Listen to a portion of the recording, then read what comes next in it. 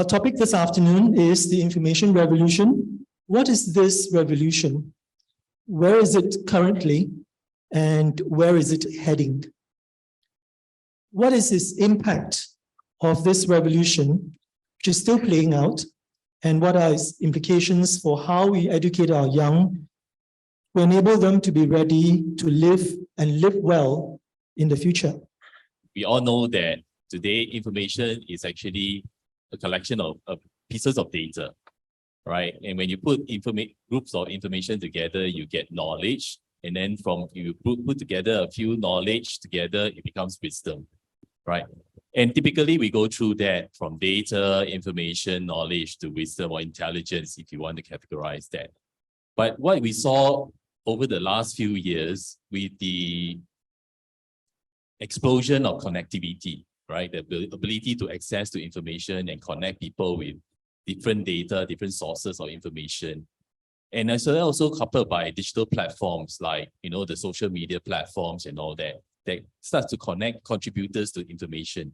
The volume with which amounts of data, information, same thing, knowledge, right? And then now what Chat GPT claims to want to do is intelligence, right? It's also exponentially growing a lot and compounding that over time. I think this has changed a lot because in the way we actually now how we want to, discover information, right? Not just discover, also about how then we distill out useful information, nuggets of knowledge from that mass amount of information data, and then discern how we're going to deal, what does it make sense for us? What does not make sense for us? And then that will actually help us to then decide what do we want to take as an action or what do you want to take in or not believe as well. Okay. And then deliberate, act on the information, the data and the knowledge that's required.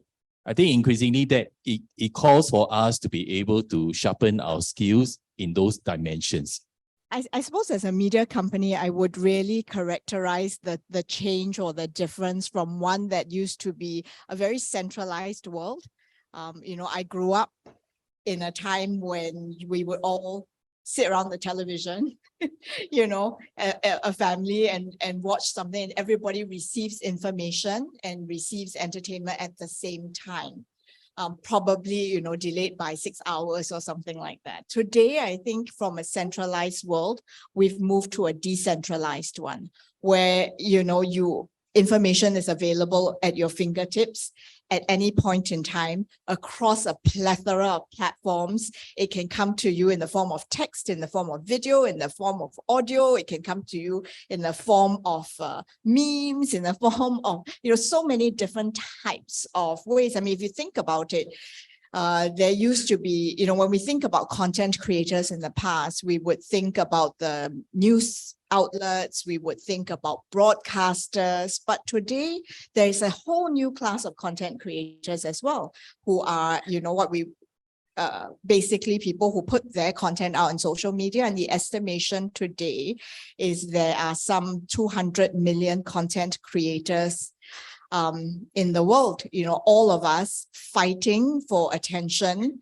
across, a whole plethora of platforms. So I think that is the way, that is from a centralized to a decentralized view is how I would look at the world. And of course, that's only in our two-dimensional. So in a world driven by algorithms, are our choices real or are they manipulated? I mean, when you think about algorithms like any tech, it's really the tech is necessary. The tech helps us to do a lot of things, right? In a world where there are 200 million creators, not counting, also news outlets, content studios like ours. You need, algorithms you need algorithm-based like search engines or recommendation engines to help you to find the things that you want to find, right? It helps discoverability. So there's definitely a value to a value to these types of services, and certainly, you know, for platform owners like ourselves, we need that because we need to continue to recommend you things so that you will continue to stay on our platform, because that time and that engagement is the currency that we trade on. But that in itself is also the issue, right? If you think about platform owners, whether they're someone like Mediacorp or a CNA app, or there are Facebook, YouTube, and Instagram or TikTok, you have to remember that, you know, at the end of the day, you know, the currency that we trade on is your time and your engagement. So, you know, we keep feeding you things that will have the highest probability of keeping you on our platforms. And that in itself will mean that there is some bias at play, right? We all, you know, need confirmation bias. We're all happy when our own theories are proven right? So that's what the algorithms have caught on. It continues to serve you things that validate your own opinions. And that's where I think that is really where the struggle or the danger is. You can't say the things are not real, but we do need to equip ourselves, and not just the students, but ourselves on that critical thinking, that ability to ask the right questions, the ability to seek objectivity. First of all, we have to recognize that, you know, we have an innate propensity, you know, for biasness, or for people who share our own points of view. Then we have to say, okay, how do we open ourselves up to a different perspective? And how do we actually make sure that we constantly remind ourselves that there is no one right viewpoint, and that there are many, many right viewpoints? Then you can start having that conversation, you know, or start having that dialogue first, or discipline ourselves, you know. So I have a habit, for example, of liking everything, just to throw the algorithms off. I also have a habit of making sure that if I spend half an hour on CNN, I'm going to spend half an hour on Fox News, which is very painful sometimes. But, you know, it's a mental practice. And that's something that we need to make sure that we build that discipline, and make sure that we actually encourage and educate our children on the fact that there is no black or white, and there's plenty of gray. How students should be exploring a different perspective, or different perspectives for different points of view. How can teachers in different content area subjects contribute to that? If our system allowed more failures, right, then maybe the children will be more ready. Maybe let me explain, right?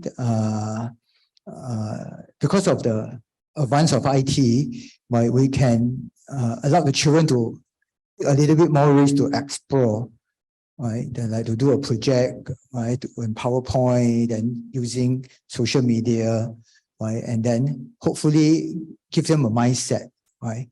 Right. So there's always a joke in my company, but we don't want to hire 4A's kids, or kids who are perfect score, because they are not ready for failure. Because you know that the real world is not like that. But beyond academic, right? After your first A-level result, your IB result, you go to the real world, a company like mine, everything else start on the same footing. It's all meritocracy from here, especially multinational companies. So this is something that I thought maybe the teachers can think about as well, right? That if you look at IT as just an enabler, or just an enabler, right? Then maybe we can use it to our full advantage in teaching, pushing the children, right? And embrace it, but not to be consumed by it.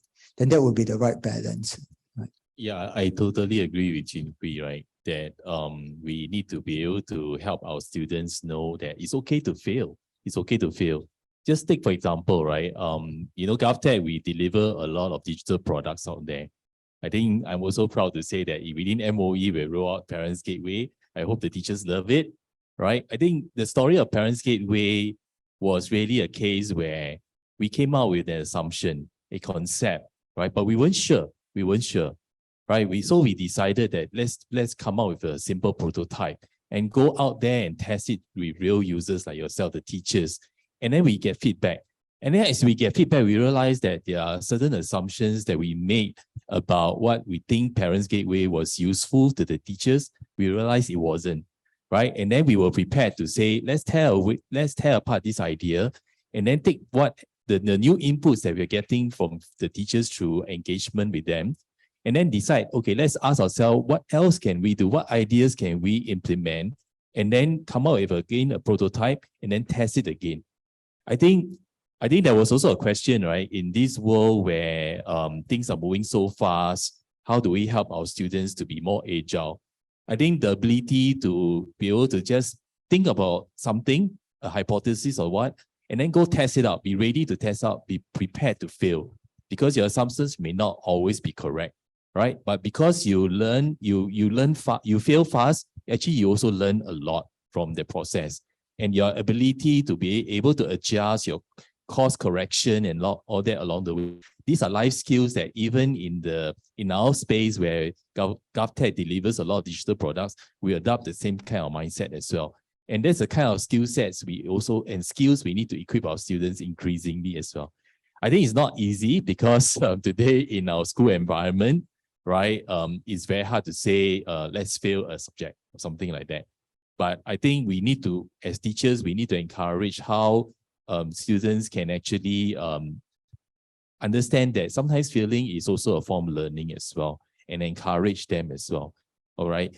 And actually, if we don't do this in school, where else can we do it? It's an irony when we say school is a safe space for our students to learn.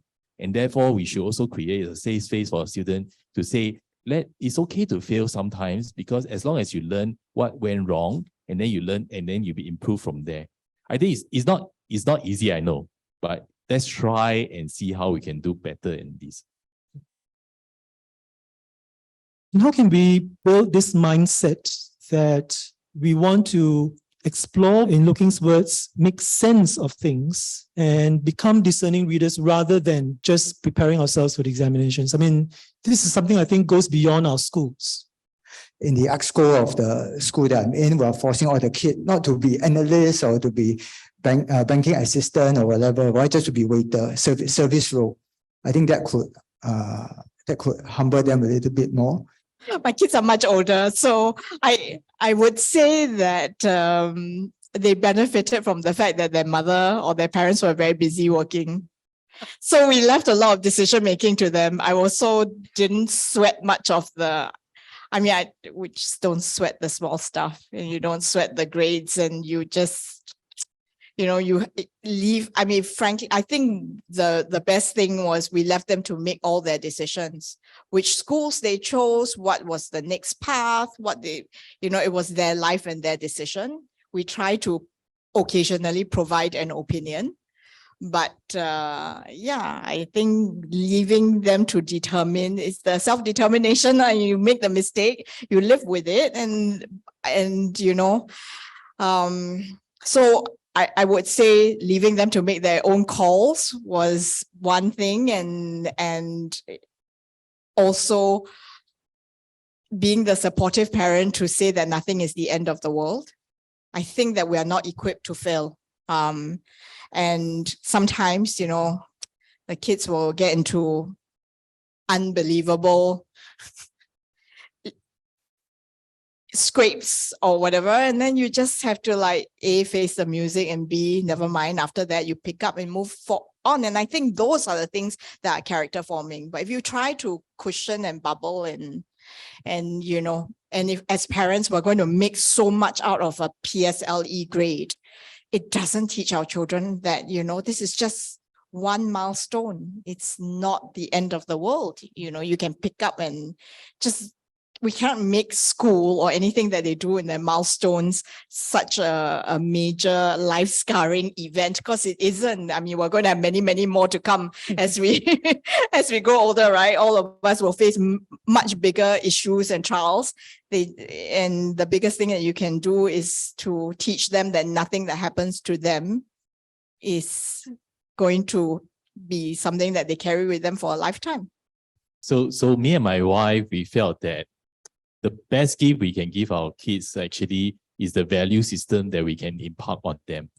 I think it's important we felt that this, without which, I mean, the value system will guide them in any important decision-making process as well. And when they face challenges, we feel that it's important that will guide them in making the right decision, because we will never always be there to guide them in those instances as well. I think because of that, we also very much leave decision-making process for them to own. It's not something that we will decide for them, but we provide them with sufficient information so that they can actually learn how to make informed choices. Okay, but more importantly, the third part is that whatever it is, we always want to make sure that if they run into problems, challenges, we're always there for them. We all make sure that we'll always be there for them. And I will share, I mean, I have a boy, and we do face many instances of very ridiculous situation where he get into trouble with, but he always come back to own it up to us, and then we are always making sure that we support him and help him resolve the problem, right? But of course, hopefully through the process, he learned a lesson, and then he can then remember very hard to it. So those are the kind of environment we are creating. I'm glad my kids are young adults now, and I'm glad they grew up well, guided by what we have actually, the approach that we've taken. So I guess we have done something right along the way.